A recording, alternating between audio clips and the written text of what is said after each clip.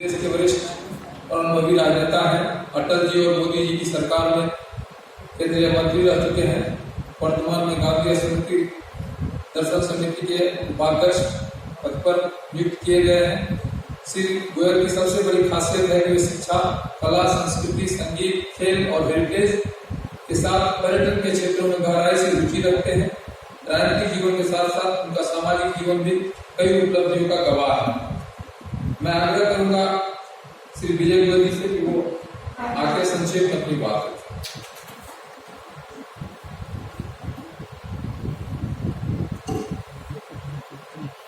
आदरणीय मंत्री श्री अर्जुन मेघवाल जी, आज के कार्यक्रम के अध्यक्ष श्री राम बहादुर राय जी, श्री अरविंद मोहन जी, श्री राकेश पांडे जी, दीपांकर श्री ज्ञान प्रकाश जी, श्री एलदस मोहपात्रा जी और मित्र राकेश पांडे जी ने कहा था बहुत सी शख्सियतें मेरे सामने बैठी हैं। उन्होंने जिस दिन का नाम लिया था मेरे बारे में सोचे कि मैंने भी उनका नाम ले दिया। और जब ये पुस्तक मेरे हाथ के अंदर आ गई, क्योंकि जब भी किसी को बोलने के लिए बुलाया जाता है तो उसको पुस्तक दी जाती है ताकि वो दो शब्द उसके बारे में। तो मैंने ऐसे खोला और खोलने के बाद मैंने देखा अरे ये भी कोई पुस्तक है क्या। और मैंने देखा कि बहुत सारी कठिन सी कविताएं, कठिन से लोकगीत, ये सब लिखे हुए। नरेंद्र से मैं बात कर रहा था कि मुझे तो आपने सिर्फ इसलिए बुला लिया क्योंकि मैं अभी नया प्रधानमंत्री जी ने मुझको वाइस चेयरमैन बनाया है गांधी स्मृति और दर्शन समिति का। तो नरेंद्र जी ने कहा एक वक्ता और जोड़ देते हैं। और मेरा और इनका संबंध बहुत चीजों से, पुस्तक गांधी जी पे है और अब मैं गांधी स्मृति और दर्शन समिति से जुड़ गया। इसलिए डायमंड पॉकेट बुक्स, जिसको 60 साल हो गए हैं और 15,000 से ज्यादा लोग जिन्होंने किताबें निकाली, उन नरेंद्र जी ने मेरी एक छोटी सी किताब निकाली थी। जानते हैं किस पर?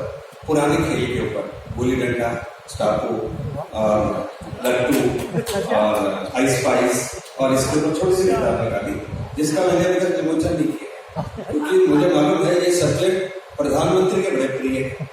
तो मैंने सोचा उनको भेज कर और उसके बाद उसका, तो इसलिए मैं इन सब से जुड़ा। देखिए, भाषण देना आसान नहीं होता है, मुश्किल होता है। जो आप बोलते हैं वो लाइनें आपके अंदर जाती हैं कि आप उसको फॉलो करते हैं। तो मैं वैसा ही बोलता हूँ जितना मैं फॉलो कर सकता हूँ। गांधी जी की ये जो पुस्तक है, तो मैंने अभी शिकायत की नरेंद्र जी से, ये मैं आलोचना कर रहा हूँ कि इतनी मोटी पुस्तक आपने पूछा, 400 पेज की किताब के अंदर 300 कविताएं हैं इसके अंदर। तो उन्होंने कहा गोयल साहब, हमने तो राकेश पांडे से कहकर इसको कम करवाया, 4000 कविताएं थी, उनमें से हमने इसको लिया है। पर मैंने कहा बहुत भारी है, बोलने में मुश्किल होती है।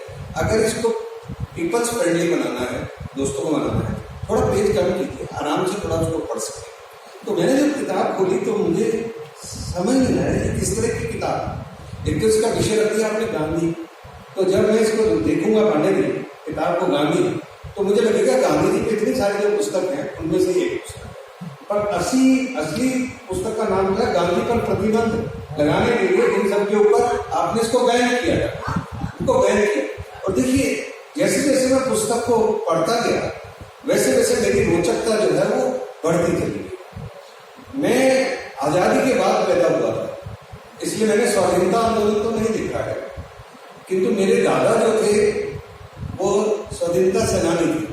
मेरे पिताजी चट्टीलाल जी दिल्ली विधानसभा के अध्यक्ष, और मैंने स्वाधीनता आंदोलन नहीं देखा, पर मैंने हल्का सा चखा जब इमरजेंसी के अंदर मेरे पिताजी पहले दिन पकड़ लिए गए थे और 19 महीने जेल के अंदर थे। मैं उनका बेटा सत्याग्रह करके इमरजेंसी के अंदर जेल के अंदर गया था और मैं भी 6 महीने तक जेल के अंदर था। तो मैंने देखा कि इतनी कठिनाइयां नहीं थी हमको कि भाई हमको जान से मार दिया जाएगा, पर मेरे को एक फीलिंग आती थी किस तरीके से उस समय के लोग जान बचाते हुए घूमते होंगे, जैसे हम पकड़े जाने के भय से वेश बदल कर इधर से उधर घूमते। तो गांधी को आप जितना मर्जी आप डिस्कस कर लीजिए, अरविंद जी जो है वो तो अथॉरिटी है, इनके भाई हमारे से ज्यादा मिलते हैं, इनसे हमारा कम मिलना हुआ, अब इनसे ज्यादा मिलना होगा, उनसे कम होगा, क्योंकि हमें इनकी मदद की जरूरत पड़ेगी। गांधी को आप घंटों डिस्कस करते हैं, पर गांधी क्या है? गांधी है सत्य। अहिंसा, प्रेम, सद्भाव, संघर्ष और घृणा मत करो किसी से। ये इनकी सिंपल थ्योरी है। इन सिंपल थ्योरी को आज लोग जीवन में उतार ले तो उससे ज्यादा की आवश्यकता कहाँ पर पड़ती है? कहाँ पर पड़ती है? गांधी जी के बारे में तो अब आजकल मैं खुलकर भी नहीं बोल सकता हूँ, क्योंकि मेरा कोई भी शब्द इसलिए पकड़ लिया जाएगा कि मैं वाइस चेयरमैन हूँ। किंतु मैं ये समझता हूँ कि आज हमारे देश के प्रधानमंत्री को जब मैं देखता हूँ, ये मैं तारीफ करने के लिए तारीफ नहीं कर रहा, तो मैं ये देखता हूँ गांधी जी ने एक चीज किया था, उन्होंने संघर्ष के साथ साथ सकारात्मक काम किए। वो एक तरफ संघर्ष कर रहे थे अंग्रेजों के खिलाफ, दूसरी तरफ सकारात्मक काम कर रहे थे, जिसमें छुआछूत उन्मूलन था, हिंदू मुस्लिम एकता थी, चरखा व खादी को बढ़ावा देना था, ग्राम स्वराज्य का प्रचार था, प्राथमिक शिक्षा को बढ़ावा था, परंपरागत चिकित्सीय ज्ञान था, ऐसा था। और गांधी ने पूरे देश के अंदर अलग लगाई। अब कितने नेता हैं जो देश के यात्राएं करते होंगे, वो गिनतियों के ऊपर मिलेंगे जिन्होंने देश को घूम घूम कर जाना होगा।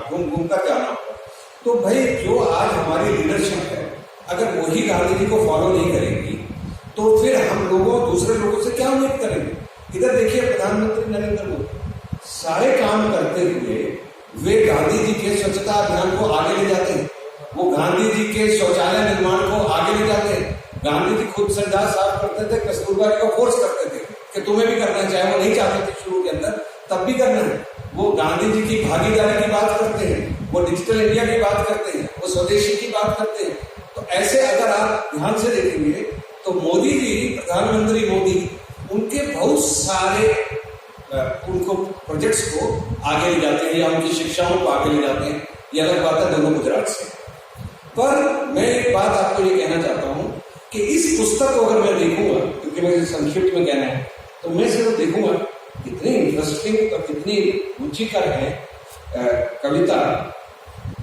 एक जगह तो वो कह देते हैं कि अंग्रेजों से लड़ते हुए गांधी जी ने पाया कि अनेक भारतीय नशा करते हैं, इसलिए उन्होंने अपने अनेक सूत्र वाक्यों में शराबबंदी की बात की। जैसा मैंने आपको बताया कि गांधी जी संघर्ष के साथ बहुत सारी बुराइयों के उन्मूलन के लिए करते थे।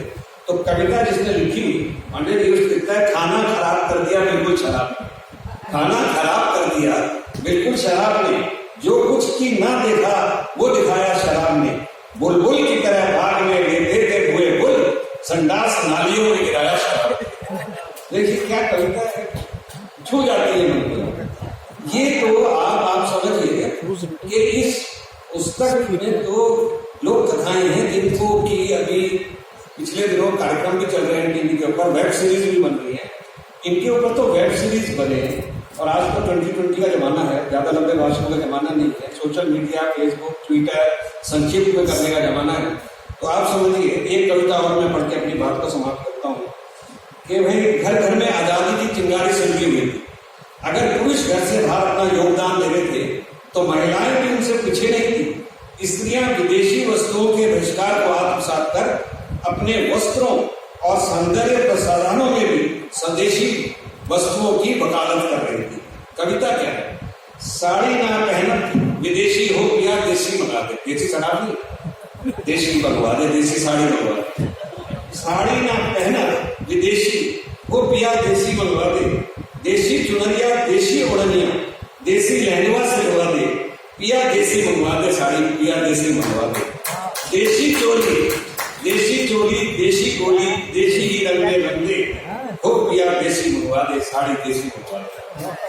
तो बड़े गजब कर दिया आपने, आप लोगों ने। नरेंद्र जी ने भी सुना है, बराबर की मेहनत इसके अंदर की है, 4 साल लग गए आपको इस पुस्तक को तैयार करने में। मैंने तो कुछ कविताएं पढ़ी और मुझे तो बहुत आनंद आया। जिस पुस्तक को मैं ऐसे समझ रहा था ये क्या छापी, पर इसको बहुत भारी कर दिया इन्होंने। थोड़ी कम कविताएं होती तो जो पाठक है नरेंद्र जी ज्यादा जल्दी उठा लेता इसको और फिर ज्यादा पढ़ लेता। तो इसका एक संक्षिप्त किताब भी आप निकलवा दीजिए, ये मेरी राय है। बहुत बहुत धन्यवाद, आप मेरे ध्यान से सुनिए।